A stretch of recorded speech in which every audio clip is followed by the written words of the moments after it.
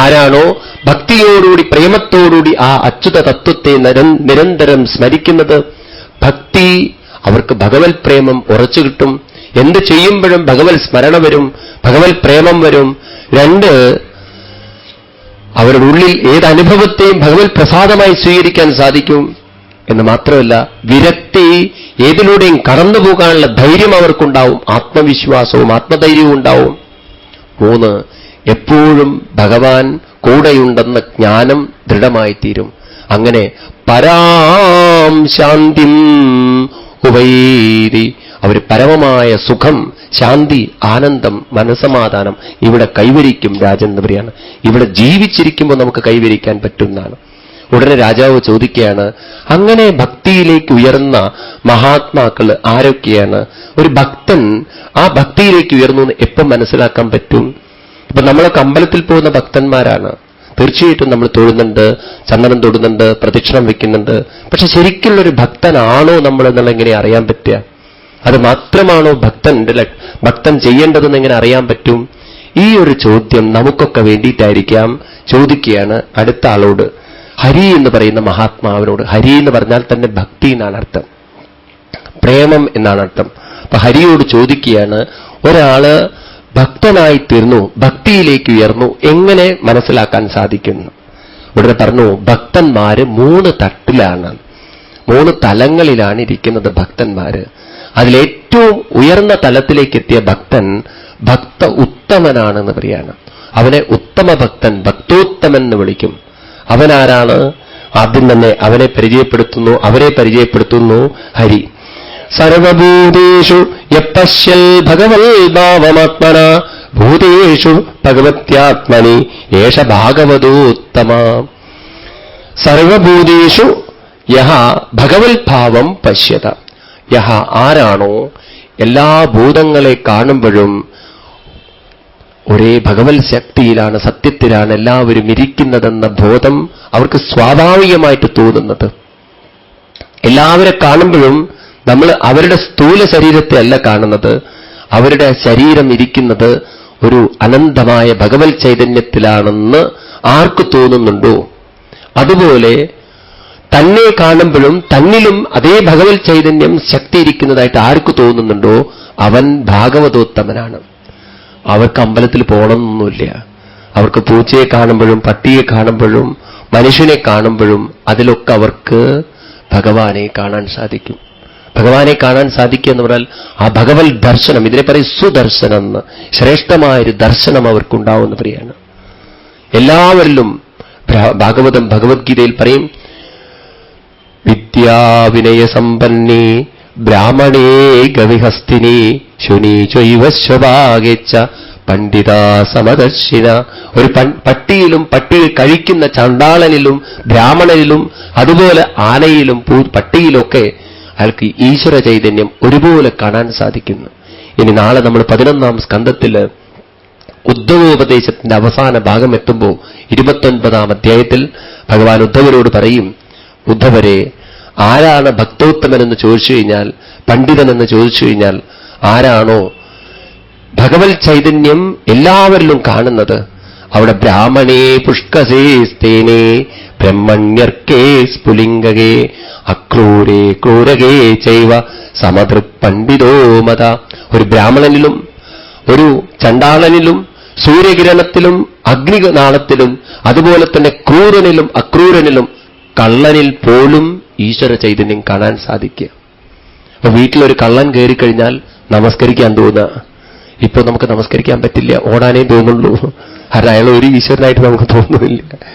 അപ്പോ അങ്ങനെ ഒരു തലത്തിലേക്ക് എത്തിക്കഴിഞ്ഞാൽ നമ്മൾ ഭാഗവതോത്തമനായി തീർന്നു എന്നാണ് ഭാഗവതം പറയുന്നത്.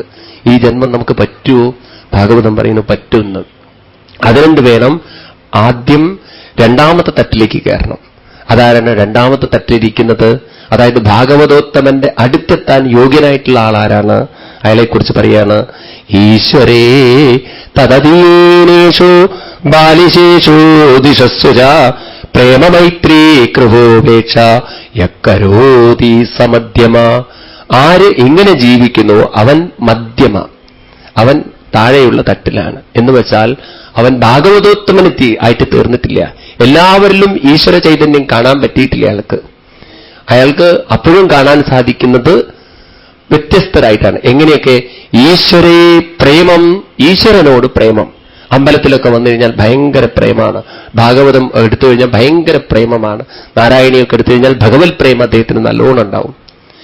തദീനേഷു, ഭഗവാനുമായി ബന്ധപ്പെട്ട ഭക്തന്മാരെ കാണുമ്പോൾ അദ്ദേഹത്തിന് സ്നേഹമുണ്ട്. ഭക്തന്മാർക്ക് വേണ്ടി എന്തും ചെയ്യാൻ അയാൾ തയ്യാറാണ്. നല്ല കാര്യങ്ങൾക്കൊക്കെ അയാൾ നേതൃത്വം കൊടുക്കാനും പോയി പ്രവർത്തിക്കാനും തന്നാലാവുന്ന സേവനവും പണവും എന്തും ചെയ്യാൻ അയാൾ തയ്യാറാണ്. ബാലിശേഷു, ഇതിനൊന്നും താല്പര്യമില്ലാത്ത ആൾക്കാർ, ബാലിഷ് എന്ന് പറഞ്ഞാൽ കുട്ടി എന്നല്ല, ഇതിനൊന്നും താല്പര്യമില്ലാത്ത ആളുകൾ, അവരോടൊക്കെ അയാൾക്ക് കൃപയുണ്ട്. അയാൾക്ക് മനസ്സിൽ ഇങ്ങനെ ഒരു വിചാരമുണ്ട്, ഇവർക്കൊക്കെ വേണ്ടി എന്താ എനിക്ക് ചെയ്യാൻ പറ്റുക എന്ന്, എന്തെങ്കിലും ഒരു നല്ല കാര്യം ചെയ്യാൻ പറ്റുമോ എന്നൊക്കെ മനസ്സിൽ ഇങ്ങനെയൊക്കെ ആഗ്രഹമുണ്ട് അയാൾക്ക്. ഇനി ദിശസ്സുജ, എന്നാൽ ഇതിനൊക്കെ എതിർക്കുന്ന, വിമർശിക്കുന്ന, നിന്ദിക്കുന്ന ആളുകളുണ്ട്. അവരോട് ഇയാൾക്ക് ഉപേക്ഷ, അയാൾ മൈൻഡ് ചെയ്യുന്നില്ല അവരൊക്കെ.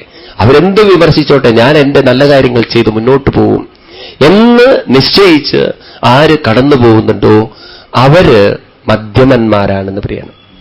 അതായത് ആരൊക്കെ വിമർശിച്ചാലും ആരൊക്കെ നിന്ദിച്ചാലും തന്റെ ഭഗവത് ഭക്തി ഉറപ്പിക്കുന്നതിന് വേണ്ടി നല്ല കാര്യങ്ങൾ ചെയ്തുകൊണ്ട് പോവാൻ ആർക്ക് സാധിക്കുന്നുണ്ടോ അവരെയൊക്കെ മധ്യമ ഭക്തന്മാരാണെന്ന് ഞാൻ പറയും. എന്നാൽ ഇതിലേക്കും എത്താത്ത കുറെ ആളുകളുണ്ട്. അവരതിനും താഴെയിരിക്കുന്നു. അവരാരാണ്? മൂന്നാമത്തെ തട്ടിൽ. ശരിക്കും അവിടെ ഉള്ളവരെ പറയേണ്ടത് ഉത്തമൻ കഴിഞ്ഞാൽ താഴെ മധ്യമനാണ്, മധ്യമൻ കഴിഞ്ഞാൽ താഴെ പറയേണ്ടത് സംസ്കൃത നിയമപ്രകാരം അധമനാണ്. പക്ഷേ ഭാഗവതത്തിൽ അധമനില്ല പറയാണ്. മൂന്നാമത്തെ തട്ടിൽ, താഴത്തെ തട്ടിലിരിക്കുന്നവനെ ഭാഗവതം പ്രാകൃതൻ എന്ന് വിളിച്ചിരിക്കുന്നു. ആരാണവൻ? ഈ അർച്ചായാമേവ ഹരേ പൂജാം യശ്രദ്ധയേ ഹദേ നവൽ ഭക്തേഷു ജന്യേഷു സഭക്ത പ്രാകൃത സ്മൃത. സഭക്ത പ്രാകൃത, ആ ഭക്തൻ പ്രാകൃതനാണ്, ഏറ്റവും താഴെ തട്ടിലിരിക്കണം. അയാളുടെ പ്രത്യേകത എന്താണ്? അർച്ചായാം ഏവ ഹരേ. അർച്ച എന്ന് പറഞ്ഞാൽ വിഗ്രഹം എന്നാണ് അർത്ഥം. ഒരു വിഗ്രഹത്തിലോ ഫോട്ടോയിലോ മാത്രം ഈശ്വരനെ കാണും. എന്ന ഭക്തേഷു, ഭക്തന്മാരോടൊന്നും അയാൾക്ക് യാതൊരു ഇതുമില്ല. എന്നാ അന്യേഷു, മറ്റുള്ളവർക്കൊന്നും വേണ്ടി നന്മ ചെയ്യുന്ന പ്രശ്നമില്ല. അമ്പലത്തിൽ പോവും, 1 രൂപ ഭണ്ഡാരത്തിലിടും, തൊഴും, പോവും. ഇങ്ങനെ മറ്റുള്ളവരിലൊന്നും ഒരു മഹത്വവും കാണാതെ നന്മയും ചെയ്യാതെ ജീവിക്കുന്ന ആളുകളെ പ്രാകൃത സ്മൃത, അവൻ ഭക്തിയുടെ ഏറ്റവും താഴ്ന്ന തട്ടിൽ കിടക്കുന്നവനായിട്ടാണ് ഇവിടെ ഭക്തോത്തമനായ ഹരി പറയുന്നത്. ഭാഗവതം വായിക്കുമ്പോഴേ ഇതൊക്കെ നമുക്ക് മനസ്സിലാവുള്ളൂ. പൊതുവേ നമ്മളൊക്കെ ധരിച്ചത് അമ്പലത്തിൽ പോയി തൊഴുത പ്രദക്ഷിണം വെച്ച് ഭണ്ഡാരത്തിൽ 1 രൂപയിട്ട ഭക്തി ചെയ്യുന്നതാണ്. ഭാഗവതം പറയുന്നു അങ്ങനെയുള്ള ഭക്തൻ എന്ന് പറയുന്നത് ഭക്തിയുടെ ഏറ്റവും താഴ്ന്ന തട്ടിൽ കിടക്കുന്നവനാണവൻ. അപ്പൊ അത് ചെയ്യരുതെന്നാണോ പറയുന്നത്? അതിലൂടെ തന്നെ കടന്നു പോകണം. നമ്മുടെ പൂർവികന്മാരെ ക്ഷേത്രങ്ങളൊക്കെ വെച്ചിരിക്കുന്നത് അതിൽ നിന്നൊക്കെ, അതിലൂടെ കടന്നുപോയിട്ട് അതിലൂടെ പടിപടിയായിട്ട് ഉയർന്ന് ഭാഗവതോത്തമനായി തീരാനാണ്. എല്ലാവരിലും ഈശ്വര ചൈതന്യം. ഒരു ജ്വല്ലറുടെ കടയിൽ ചെന്നാൽ ഏത് ആഭരണത്തിലും അയാൾക്ക് സ്വർണം കാണാൻ സാധിക്കുന്നത് പോലെ, ഒരു ഫിസിസിസ്റ്റ് ഈ ലോകത്തിൽ മുഴുവൻ അണുക്കളെ കാണുന്ന, ആറ്റം കാണുന്നത് പോലെ, ഒരു ബയോളജിസ്റ്റിന്റെ അടുത്ത് ചെന്നു കഴിഞ്ഞാൽ നമ്മുടെ ശരീരത്തിൽ സെല്ലുകൾ കാണുന്നത് പോലെ, ഒരു ഡോക്ടർ അടുത്ത് ചെന്നു കഴിഞ്ഞാൽ നമ്മുടെ ശരീരത്തിൽ ഒരു രോഗത്തെ, ഒരു അണുക്കളെ കാണുന്നത് പോലെ സൂക്ഷ്മമായി ഈ പ്രപഞ്ചത്തിൽ എല്ലാവരിലും ഇരിക്കുന്നത് ഈശ്വര ചൈതന്യമാണെന്ന ബോധത്തിലേക്ക് നമുക്ക് ഉയരാനാണ് എല്ലാം വെച്ചിരിക്കുന്നത്. അപ്പോ പ്രാകൃതൻ, മധ്യമൻ, ഉത്തമൻ എന്ന് പറഞ്ഞിട്ട് പറഞ്ഞു. അപ്പൊ എന്തുകൊണ്ടാണ് നമ്മളൊക്കെ ഉത്തമ ഭക്തനായിട്ട് ഉയരാത്തതിന് കാരണം? അതിന് കാരണം മായയാണെന്ന് പറയാണ് അടുത്ത ശ്ലോകത്തിൽ, അടുത്ത ചോദ്യത്തിന് ഉത്തരമായിട്ട്. അപ്പൊ ചോദിക്കുകയാണ് മായയിൽ നിന്നും മുക്തനാവാൻ എന്താ മാർഗം എന്ന്. അപ്പൊ ആദ്യം നമുക്ക് മായയെ മനസ്സിലാക്കണം. എന്താ മായ എന്ന് പറഞ്ഞാൽ? പറയുന്നു മായ എന്ന് പറഞ്ഞു കഴിഞ്ഞാൽ ഒരു പെണ്ണിന്റെ പേരല്ല എന്നുള്ളത്. നമ്മുടെ ഭാരതീയ സംസ്കൃതിയിൽ മായ എന്ന് പറയുന്നത് ഒരു ശക്തിയാണ്. എവിടെ ഇരിക്കുന്നു ആ ശക്തി? നമ്മുടെ തന്നെ മനസ്സിലിരിക്കുന്നു ആ ശക്തി. എന്ത് ചെയ്യുന്നു ആ ശക്തി? 2 തരത്തിൽ ദ്രോഹം ഉണ്ടാക്കുന്നത്. എന്തൊക്കെയാണത്? നമ്മുടെ കണ്ണിലൂടെ കാണുന്നതൊക്കെ എപ്പോഴും നമ്മുടെ കൂടെ ഉണ്ടാവും എന്ന് നമ്മളോടത് പറയുന്നു. എന്നാൽ എപ്പോഴും കൂടെയുള്ള ഒരു ഈശ്വര ചൈതന്യം അത് നമ്മുടെ കൂടെ ഇല്ലാത്തതാണെന്നും നമ്മളോട് പറയുകയാണ്. എന്താ മനസ്സിലായില്ല? കണ്ണിലൂടെ കാണുന്ന ബന്ധങ്ങളൊക്കെ എപ്പോഴും കൂടെയുണ്ടാവും എന്ന് നമ്മുടെ മനസ്സ് നമ്മളോട് പറഞ്ഞുകൊണ്ടിരിക്കുന്നു. എന്നാൽ നമ്മളെ നമ്മളാക്കി തീർക്കുന്ന ഈശ്വര ചൈതന്യം അത് നമ്മുടെ കൂടെ എപ്പോഴുമില്ല എന്ന്, ഈശ്വരൻ അകലെയാണെന്ന് മനസ്സിങ്ങനെ പറഞ്ഞുകൊണ്ടിരിക്കുന്നു. എന്ന് വെച്ചാൽ ഈശ്വരൻ കൂടെയില്ല എന്ന തോന്നൽ വരുമ്പോൾ നമ്മൾ തളർന്ന് അവശരായി പോകുന്നു. ഈ തളർച്ച ഒഴിവാക്കാൻ ഒരൊറ്റ മാർഗം, കൂടെ എപ്പോഴും ആരെങ്കിലും ഉണ്ടാവുകയാണെന്ന് മനസ്സ് പറഞ്ഞുകൊണ്ടിരിക്കുകയാണ്. അപ്പൊ ഒരു വശത്ത് മനസ്സ് നമ്മളെ വഞ്ചിക്കുന്നത് നമ്മൾ ആരും അറിയുന്നില്ല. സത്യത്തെ അസത്യമായിട്ടും അസത്യത്തെ സത്യമായും തോന്നിക്കുന്ന ശക്തിക്കാണ് മായ എന്ന് നമ്മുടെ ആചാര്യന്മാരെ വിളിച്ചിരിക്കുന്നത്. മായ 2 അക്ഷരങ്ങളാണല്ലോ അതിലുള്ളത്. മാ എന്ന് പറഞ്ഞാൽ അല്ലാത്തത്, യാ എന്ന് പറഞ്ഞാൽ എന്ത് നാം കാണുന്നുണ്ടോ തോന്നുന്നുണ്ടോ അത് അതുപോലെയല്ല എന്ന് പ്രിയൻ. എന്ന് വെച്ചാൽ കണ്ണുകൊണ്ട് കാണുന്നതൊക്കെ എപ്പോഴും ഉണ്ട് എന്ന് മനസ്സ് പറയുമ്പോൾ ഉള്ളിൻ്റെ ഉള്ളിൽ വിവേകത്തോട് പറയണം അതെപ്പോഴും കൂടെയില്ല. കാരണം വന്നതൊറ്റയ്ക്കാണ്, പോകുന്നതും ഒറ്റയ്ക്കാണ്. ഇത് താൽക്കാലമുള്ള ഒരു കോൺട്രാക്ട്, ദാറ്റ്സ് ആൾ, ഒരു ബന്ധം. അത് വിട്ടു പോയേ പറ്റുള്ളൂ എനിക്ക്. ഞാൻ അതിലൂടെ തന്നെ കടന്നു പോവുകയും വേണം, അത് വിട്ടു പോവുകയും വേണം. സംയോഗ വിയോഗം പ്രകൃതിയുടെ നിയമമാണ്. എന്നാൽ കൂടെ ഉള്ളതാരാണ്? വിവേകത്തോടുകൂടി പറഞ്ഞുറപ്പിക്കണം, അച്യുതൻ മാത്രമാണ് കൂടെയുള്ളത്, ഭഗവൽ ശക്തി മാത്രമാണ് കൂടെയുള്ളത്.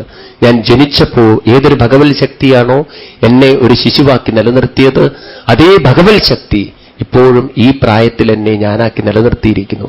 എന്റെ ശരീരത്തിന് മാറ്റം വന്നിട്ടുണ്ട്, അംഗങ്ങൾക്ക് മാറ്റം വന്നിട്ടുണ്ട്, എന്റെ അഹങ്കാരത്തിന് മാറ്റം വന്നിട്ടുണ്ട്, ചിന്താഗതികൾക്ക് മാറ്റം വന്നിട്ടുണ്ട്. പക്ഷേ എന്നെ ഞാനാക്കി വച്ചിരിക്കുന്ന ഈശ്വര ചൈതന്യത്തിന് ഒരു മാറ്റവും ഇതുവരെ വന്നിട്ടില്ല. ഇന്നും ഞാനാണ്, അന്നും ഞാൻ തന്നെയായിരുന്നു, ഇനി നാളെയും ഞാൻ തന്നെയായിരിക്കും.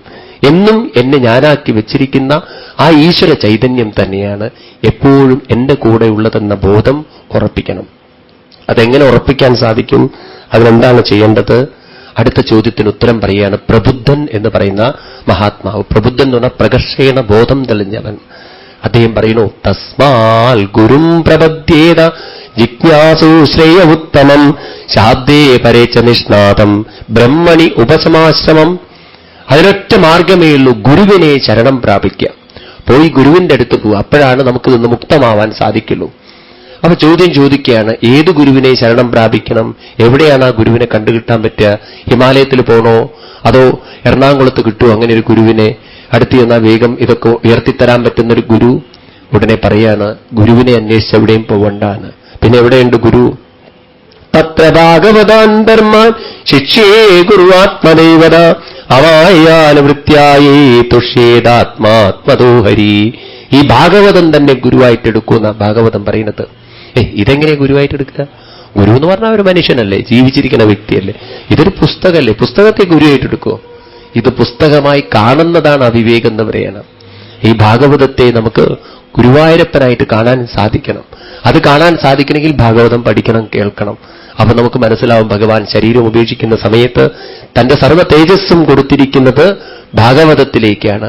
അവിടെ വെച്ച് പ്രഭാസതീരത്തിൽ വെച്ച് ഭഗവാൻ ഉദ്ധവരോട് പറയുന്നു, എന്റെ എല്ലാ തേജസ്സിനെയും ഭാഗവതവും അതാൽ ഞാൻ ഭാഗവതത്തിലേക്ക് കൊടുക്കുന്നു. അങ്ങനെ ഈ ഭാഗവതം ഭഗവാന്റെ പ്രത്യക്ഷ രൂപമായി തീരുന്നു. മാഹാത്മ്യത്തിൽ പറയും, ഈ ഭാഗവതം എന്ന് പറയുന്നത് തേനേയം വാങ്മയീ മൂർത്തി പ്രത്യക്ഷാവത്തതേ ഹരേ. ഭഗവാന്റെ വാങ്മയീ മൂർത്തിയാണ് ഈ ഭാഗവതം. ഭാഗവതത്തിൽ പറയും, ഈ ഭാഗവതം എന്ന് പറയുന്നത് ശ്രീമൽ ഭാഗവതം പ്രത്യക്ഷ കൃഷ്ണയേവഹി സ്വീകൃതോസി മയാ നാഥ മുക്ത്യർത്ഥം ഭവസാഗരേ. ഈ ദുഃഖങ്ങളുടെ വേദനകളുടെ സാഗരത്തിൽ നിന്നും നമ്മളെ ഉയർത്താൻ പറ്റിയ ഗുരുവാണ് ഭാഗവതം. കാരണം പ്രത്യക്ഷ കൃഷ്ണയേവഹി, ഭഗവാന്റെ പ്രത്യക്ഷ രൂപമാണ്. അതുകൊണ്ട് എന്ത് വേണം? ശ്രദ്ധാം ഭാഗവതേ ശാസ്ത്രേ അനിന്ദ്യാമന്യത്രജാവി മനോവാകർമ്മദണ്ഡം ച സത്യം ശമതമാമപി. ഈ ഭാഗവതമാകുന്ന ശാസ്ത്രത്തിൽ നല്ലവണ്ണം ശ്രദ്ധ വേണം. ഇത് പഠിച്ചു കഴിഞ്ഞാൽ, ഇത് മനസ്സിലാക്കിക്കഴിഞ്ഞാൽ എന്റെ ജീവിതത്തിന്റെ സകല പ്രശ്നങ്ങളും എനിക്ക് പരിഹരിക്കാൻ സാധിക്കുമെന്ന് നല്ല ബോധ്യത്തോടുകൂടി ഇത് പഠിക്കണം. ഇത് കേൾക്കണം, പഠിക്കണം, സത്യം. അപ്പത് മനസ്സിലാവും നമുക്കെന്ന് പറയുന്നു.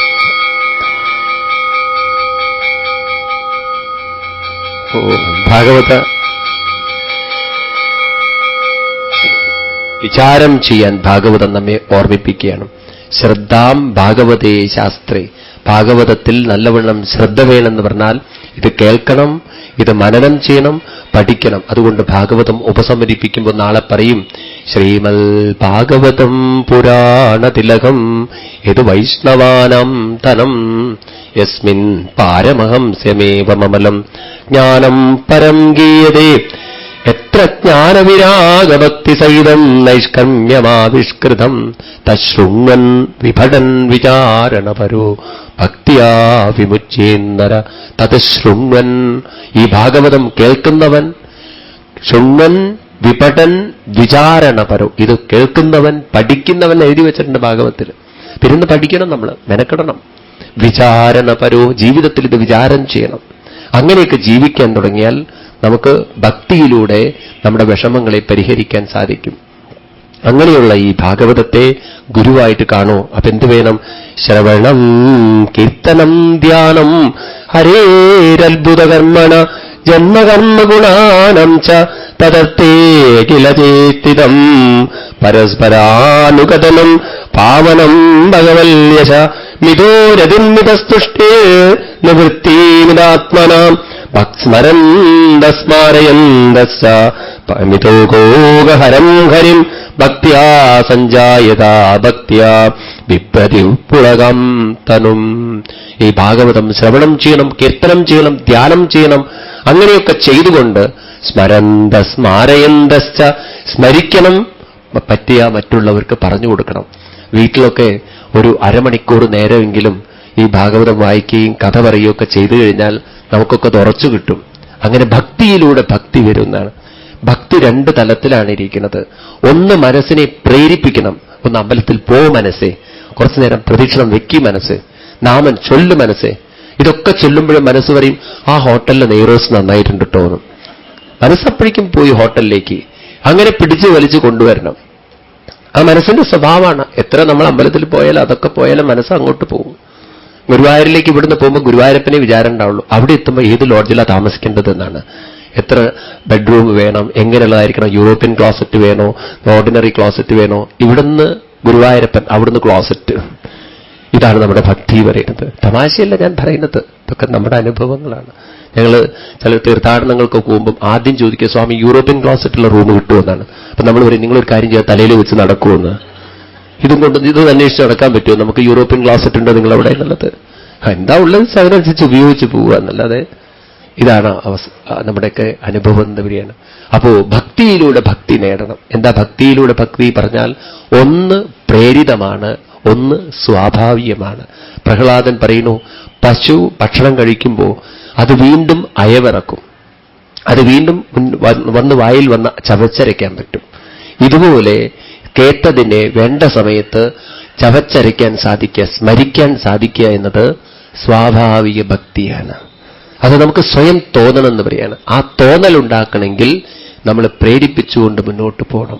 അങ്ങനെയാണെങ്കിൽ ജീവിതം ധന്യമാക്കാം എന്ന് പറഞ്ഞ് ഇനി പറയുന്നു, ധ്യാനത്തെ പറഞ്ഞു തരുമെന്ന് പറഞ്ഞു. ഇപ്പോൾ ധ്യാനം പറഞ്ഞാൽ ആളുകൾ ശരിക്കും ധ്യാനിക്കുന്നു എന്ന് വെച്ചാൽ സമയം 6:45 ധ്യാനം പറഞ്ഞാൽ ഓന്ന് പറയുമ്പോഴേക്കും പിന്നെ നമ്മൾ ശരിക്കും മറ്റ് ധ്യാനങ്ങളിലേക്ക് പോകും. അതുകൊണ്ട് അത് നാളെ രാവിലെ നോക്കാം നമുക്ക്. പിന്നീട് നാളെ ബാക്കിയുള്ള ഭാഗങ്ങൾ 24 ഗുരുക്കന്മാരെ ഉദ്ധവോപദേശമാണ്. അതൊക്കെ കഴിഞ്ഞ് ഉച്ചയോടുകൂടി നമ്മൾ 1 മണിയോടുകൂടിയിട്ട് ഈ ഭാഗവത സപ്താഹയജ്ഞം ഉപസംഹരിപ്പിക്കും. നാളെ രാവിലെ മുതൽ നമുക്ക് കാണേണ്ട ഭാഗങ്ങളൊക്കെ പ്രധാനപ്പെട്ട ഭാഗങ്ങളാണ്. എല്ലാം നാളത്തേക്ക് വെച്ചുകൊണ്ട് ഉപസംഹരിപ്പിക്കുന്നു. നാളെ യജ്ഞം ഉപസംഹരിപ്പിക്കുന്ന ദിവസമാണ്. അപ്പോൾ 1-2 കാര്യങ്ങൾ അനൗൺസ് ചെയ്യാനുള്ളത്. നവംബറിൽ, അടുത്ത ഈ 2006 നവംബറിൽ 16-ാം തീയതി മുതൽ 16-11 മുതൽ 29-11 വരെ, അതായത് നവംബർ മാസം അവസാനം വരെ ദ്വാരകയിൽ വെച്ച് ഒരു സപ്താഹം നടത്തുന്നുണ്ട്.